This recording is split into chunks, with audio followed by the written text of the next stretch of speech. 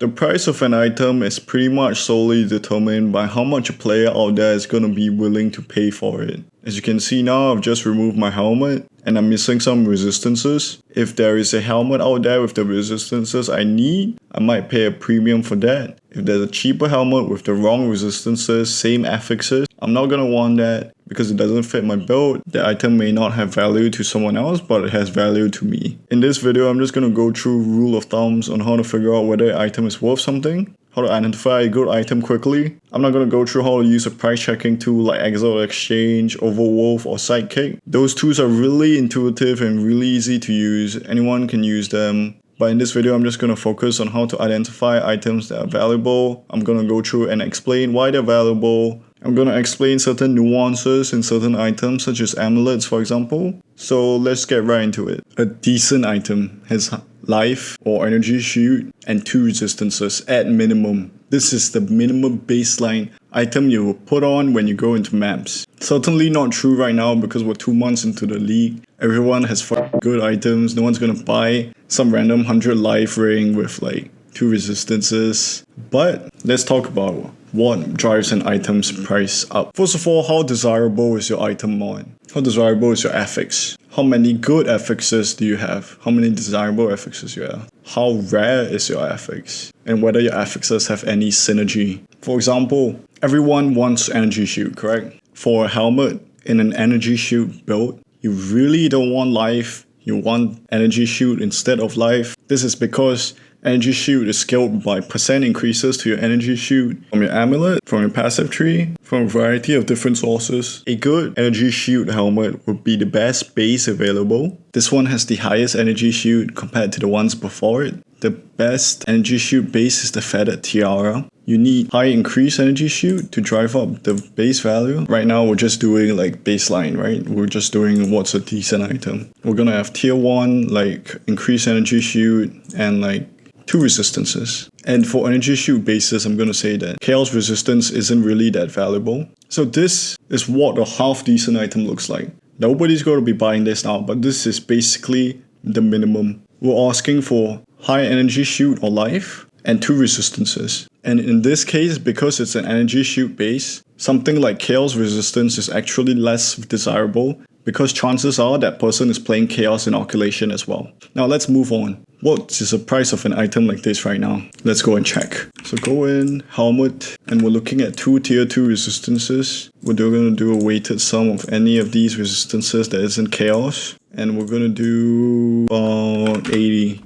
And we're going to do 240 energy shield, okay? How much is this item? 3 exile. Nobody wants this junk. Someone playing energy shield likely wants to stack mana. So if we add in a mana roll right here, let's put in the top one. 175 mana. Let's check it out real quick. Let's see now. Boom. Our prices are at 1 divine now. That's how items are priced. The more good mods you're asking for, the more expensive it's going to be. A very good example for where you can see this happen is boots. It's your boots. You're searching for a pair of boots with movement speed, life, and 2 resistances. That's 4 good mods out of 6. The chances of that item existing are lower. The demand for them is extremely high. And that is why boots tend to be really expensive compared to a regular helmet that isn't an energy shield helmet or a regular pair of gloves, for example. The higher tier your affixes are, the more it's going to cost as well. Let's talk about pricing uniques real quick. Because as we talk about demand, there's also demand for unique items. Hand of Wisdom action. As you can see right here, the Hand of Wisdom action I have is corrupted. Typically, the attack speed is 3% per 25 dexterity. The amount of lightning damage is 10. But you see, the good thing about a pair of unique gloves or a pair of anything unique is that there's going to be a lot of them in the market. There's going to be a lot of them with the same affixes. And because there is this potential in the item to roll up with a Valorm, because there is the potential of this item being better than the baseline, there is more demand for this potential to be achieved in my slot. And that's why the cost of a Hand of Wisdom action with 4% increased attack speed is significantly higher. It's because people want an item that achieves its full potential in the slot. There is an opportunity cost to wearing an item, and that is the fact that we can only get this amount of stats and we're not getting anything else from this slot. And that is because people, when they put on gear, they're basically trading away the gear slot for a certain amount of power. People want as much power as they can afford. So next thing we can talk about is rarity of mods. So certain mods actually have certain weighting that makes an affix rarer than the others. So for example, let's take helmets, dexterity helmet. You can see that chaos resistance is significantly rarer than the rest. This is what I mean when I talk about rarity of an affix. Another example of rarity of an affix is a really popular one on amulets. So things like increased gem levels are also another affix that is very desirable. So anything that's like a +3 on gem levels is basically gonna make your item sellable. Another thing about items and whether or not they sell is how build agnostic they are. So for example, an amulet with +2 projectile skills, this can be used on like a bow build, this can be used on spark. So the more build agnostic your item is, the better it sells, and that's the reason why amulets, rings sell much faster than something like boots, armor, and helmets, for example. And I know you're thinking right now, everyone can use helmets, everyone can use boots, everyone can use chest pieces, for example. But the reason why they're more build specific is because they have attribute requirements. You have a strength boot, for example. Expert stone greaves basically demand that your character has 131 strength to put it on. And this is why I say that armor pieces are more build specific, because not everyone can put this on. Another thing you need to think about when it comes to pricing an item is how competitive a certain slot is. For example, any build going energy shield evasion is probably a monk, and a monk would probably be wearing Hand of Wisdom action, or for example, a regular rare pair of gloves. And this basically makes rare gloves much harder to sell to anyone who is playing an attack build. So the only gloves that are selling right now are probably ones that go on casters or minion builds. So anything that's an energy shield base would probably go much faster. The exception of maybe mace builds not going this. How competitive a slot is also determines how well an item will sell. Another good example is your belt as well. Historically, belts in Path of Exile 1 has also been a really competitive slot. A lot of good belts in Path of Exile 2 as well. Ingenuity, Headhunter. Back then we had Mage Blood. This basically means that rare belts have a really hard time selling, and that's why I generally do not really bother with crafting on belts, despite it being a build agnostic slot. Historically in Path of Exile 1, Amulet slot has been really competitive as well. But right now as it is, there's not that many good unique amulets. For example, things like Ashes of the Stars isn't a thing in the game right now. Nothing as powerful as that exists at the moment. So we have a lot of people buying and trading amulets, but this may change in the future. So let's talk about amulets real quick. So amulets have a very, very desirable pool of affixes. For example, we have gem levels over here. Gem levels are really powerful. Spirit is really powerful and really hard to come by stat as well. Critical damage bonus is another one. This is hard to come by on your gear, pretty much only available on your gloves and your amulet. So the problem with having desirable affixes, it increases the potential of an item in that slot. Why would you wear a regular amulet with just like life and resistances when you can wear one with life resistances and plus level to spell skills, for example? So with the higher potential in the amulet slot, you also have higher requirements for a sellable amulet. A sellable amulet would therefore need to have many more things than, for example, a helmet slot. A helmet slot maybe could sell with only life resistance and rarity on it. Life resistance or an attribute. Right now, with how late the league is, practically any amulet without gem levels or crit bonus, it's going to be a tough time selling it unless you got really high rolls on everything or you got a bunch of really good mods. Also, another thing about critical damage bonus is that this stat is really desirable. It's pretty hard to come by, and almost in every instance that critical damage bonus is available,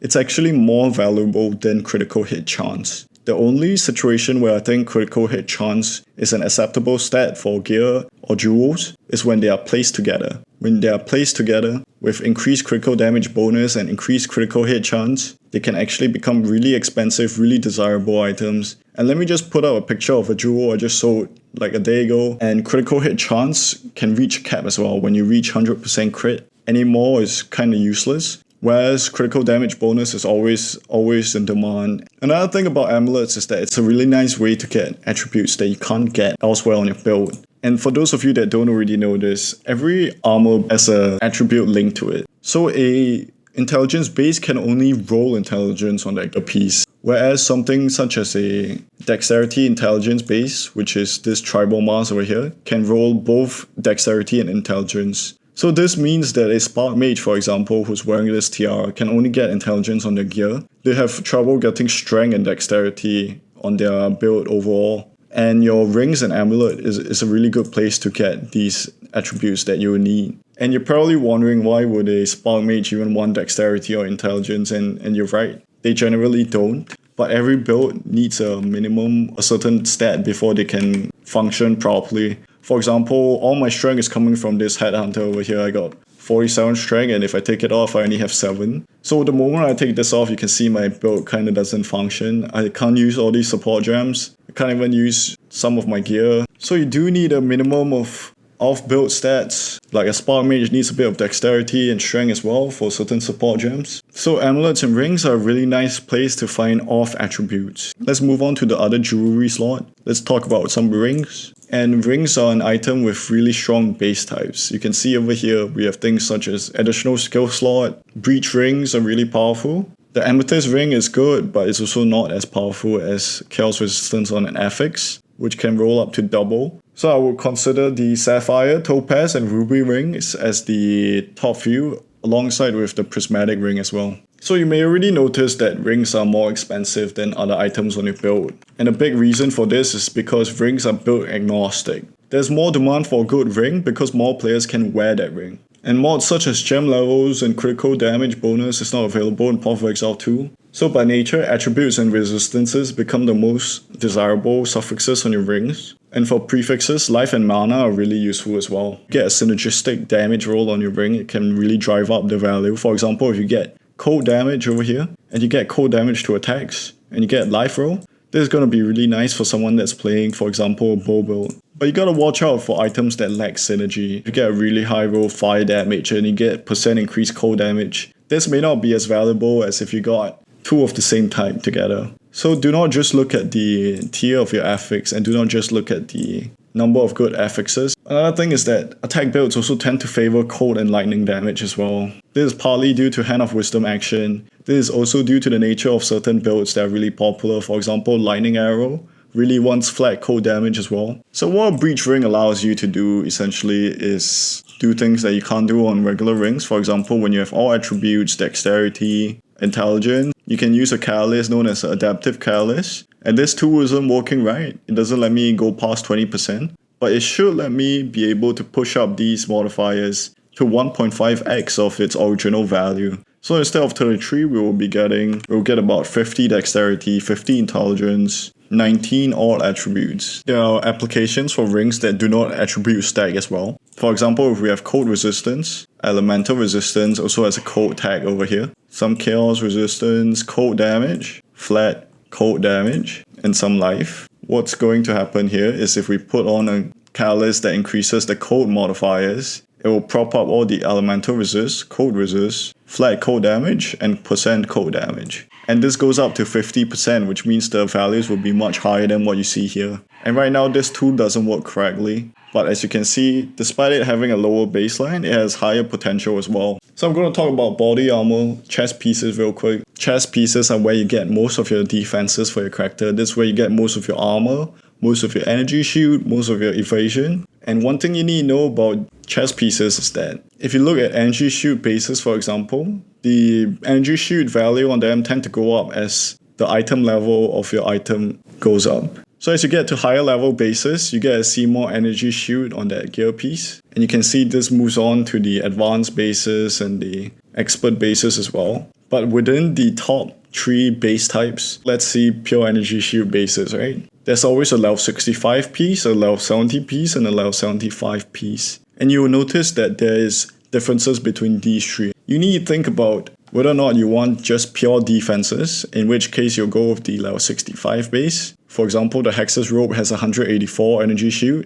whereas the other 2 bases only have 153. This is a big difference in defense. This is scaled by all the % increased energy shields locally and globally. And the reason why these have lower energy shield numbers is because they have an implicit. So the level 70 and level 75 base types are basically trading away some defenses for certain implicit stats that may or may not be useful. Another thing about your chess piece is that the prefixes are really important. You basically need 3 good prefixes. Good chess piece will have things such as an increased evasion, flat added evasion energy shield, and one more hybrid stat or just a maximum life. But this being an energy shield base, we will probably want the hybrid flat and percent evasion right here. So this is what a good chess piece looks like, and you can see here if I just delete any one of these and just exchange it for the thorns over here, it basically kills my defensive stats right now. I have a fraction of the energy shield I would have if I had a good prefix. So it's really easy to identify a good chess piece and a good weapon, because the moment you see something like thorns in your prefix area, you know the item is dead. If the rest of the item is good, you can consider using a Chaos Orb to remove it and potentially get something else. But again, there's no guarantee you won't Chaos Orb something else off. The suffixes are just cherry on top.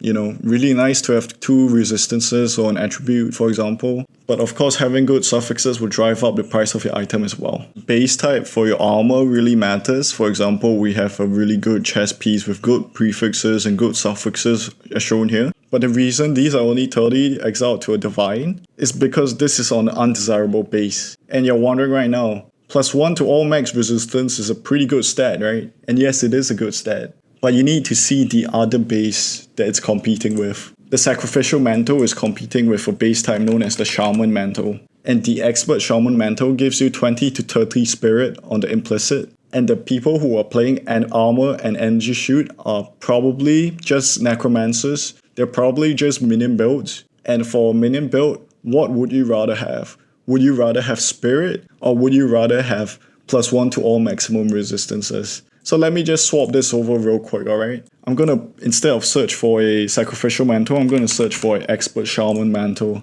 And let's just see how much the price goes up. Boom. We're at 4 divines, we're at 10 divines. This is because base type matters. You want to get the base type that makes the most sense for your build. And a big reason why no one's buying that Sacrificial Mantle with max resistance is because the only people playing armor and energy shoot are minion builds, okay? The Templar and the Druid are not in the game, and you're wondering why the hell this matters. And it matters because we are always wearing bases that match the attribute requirements of our build. And if we don't do that, we're wearing a chess piece, we're wearing armor bases that match the starting location of our character. For example, if you're playing a witch, even if you're using a bow or crossbow, you might consider wearing energy shield, because everything at the top side of the tree is energy shield nodes. You can go to the left for energy shield and armor nodes, or you can go to the right for energy shield evasion nodes. But we're always wearing base types that suit the starting position of our character, or that suit the weapon that we'll hold in our hand. For example, I have a bow that uses 200 dexterity.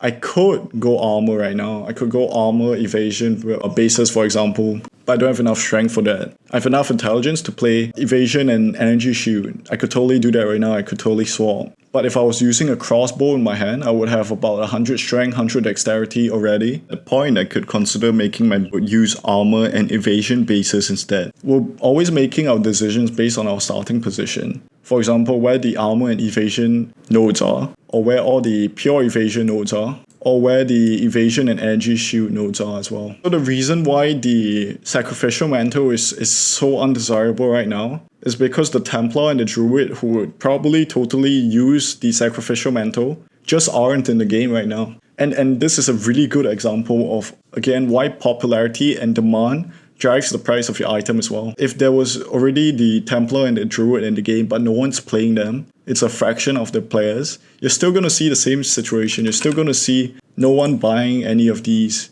30 exiled, 1 divine, when basically the sister base is, basically 10 times the price with the same affixes, same prefixes, same suffixes. Okay, let's talk about weapons. Weapons a bit like chess pieces, really demanding as well. People want really good weapons. People don't want to put on a weapon that's half decent. They want something that is decent, okay? And what does a weapon that is decent look like? This is very easy. If you got accuracy on your attack weapon, it is junk, okay? Either you Chaos Orb it off, and hopefully the rest of the item is good, or your item is just dead, okay? You cannot have a good weapon with accuracy on it. It will be half decent at best. This pure accuracy, okay? There is a very good mod over here that gives you increased physical and accuracy as well. This is the hybrid one. This is actually good. Especially good if you already have the original increased physical damage, for example, giving you a total of like 200 physical damage or something, some shit. A bit like your chest piece. Your weapon lives and dies by the prefixes on it.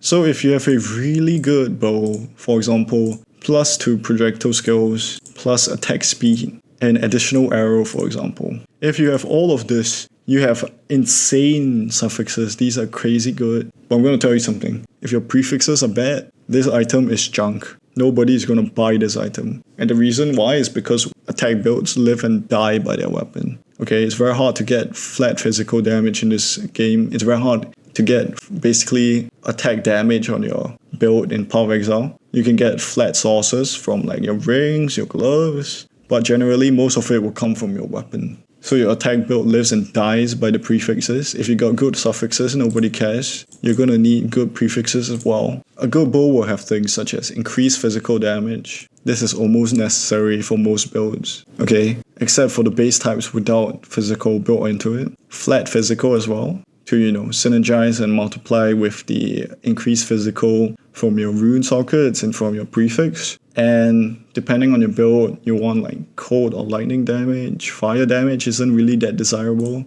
So like cold damage over here. So yeah, this is an example of a bow with good prefixes. Half decent, maybe not the best. So you can see the DPS up here has basically freaking doubled. Let's just remove all the prefixes and see. You basically have 40, 60 damage on average. But with all of this, you have about 200. So it's about 4 times more damage already. A big reason why attack builds tend not to go critical strike is because it's insanely expensive, okay? If your critical strike chance, which all your attacks use the critical strike chance of your weapon, is below 10%, I wouldn't think about playing critical strikes. I wouldn't plan on scaling crit at all. So at bare minimum, you need about like at least close to 10%, at which point you basically have 10% baseline crit at 10% critical strike chance. You need 1000% increased critical strike chance to reach critical cap. And this is without critical weakness. So it's slightly easier if you use things like Eye of Winter.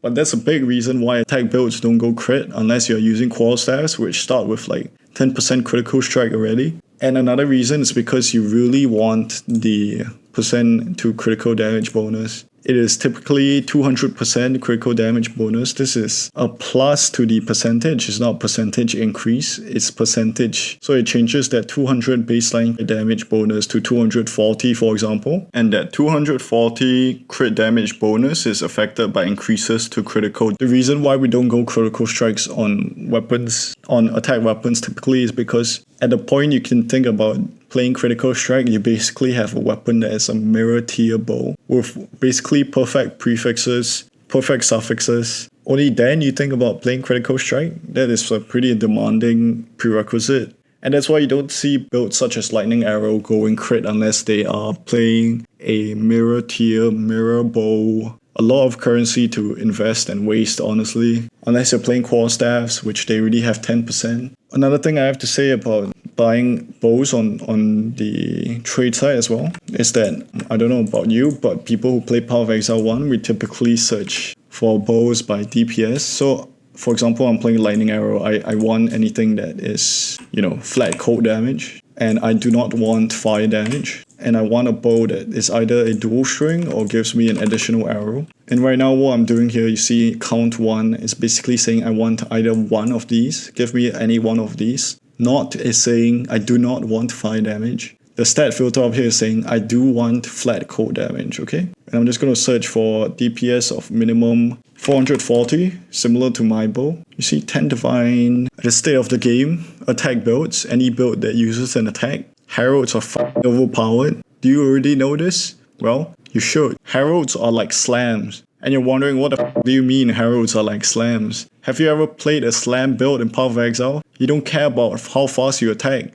You only care about how big your attack is, how much damage you can do in a single attack. And why? It's because before you do an attack, you're gonna war cry. And you're gonna do a big ass slam. And when you Warcry, you get an exerted attack. And it's a limited amount of attacks that are exerted. You're gonna basically be able to do, I don't know, 1 or 2 empowered slams. Just big ass slams that destroy everything. And after that, you're done. You gotta either Warcry again or just, do 0 damage. So Heralds are like slams. Why? Because when you get a short kill on a Herald target, you get a limited amount of empowered attack. When you kill a shocked enemy, subsequent attacks release lightning bolts. How many? 4. Okay, no, not 4. 6. So after you kill a guy that's shocked, you get 6 empowered attacks. You have a limited amount of attacks. What does that sound like? Sounds like a slam build. 6 empowered attacks, correct? And guess where the damage for this Herald of Thunder comes from? Guess what? It comes from your weapon. Same for Herald of Ice, the explosion when you shatter someone. Where does the damage come from? It comes from your weapon. It's not a flat amount of damage. So what am I saying right now? You see this bow down here? Okay, he's asking for 50 divine. 15 divine, correct? Well, 444 DPS, that's the same as this one. But do you know which one of these bows will do more damage when the Herald finally pops? When you get the shatter or when you get the lightning strike? It's not the one down here that costs more. It's the one up here because it does more damage per hit. Okay? This guy does not have attack speed on his suffixes. Okay, his suffixes fucking suck. But that's fine. Because no matter how much attack speed you have, it's not gonna make your Herald do more damage. Your Herald of Ice only has 1 chance of going off when you shatter one guy. You want that one shatter to be able to kill the entire pack. You're gonna want as much hit damage as you can. So right now, because of how OP Heralds are, I'd rather buy this bow up here that doesn't have attack speed rather than this bow down here that shoots faster but does less damage, It's really nice to have attack speed because it means you stand still for lesser time, you don't get slowed down as much. And I guess because you shoot faster and shit. But because of how Heralds work, similar to how slams work, the state of the game in Path of Exile 2 right now, this patch, this league, please go buy yourself a weapon that hits harder, rather than a weapon that hits faster. I mean, ideally, you have a bow that shoots really fast and does a lot of damage per hit as well, but I don't know where you're gonna find that. Maybe for like a mirror. Yeah, this is pretty good. This is really good. Alright, finally. That was a long ass video with a lot of yapping. I really hope it helped. Thank you for watching to this point. It is way longer than I expected it to be. But the support on the channel has been great. Honestly, if you guys like these yapping videos, you can leave a comment down below. I'm planning on doing one for jewels as well. Jewels can be really complex, a lot of things to understand. If you guys want to see a video about jewels, leave a comment down below. Like if you liked it, subscribe for more. See you guys next time. Peace.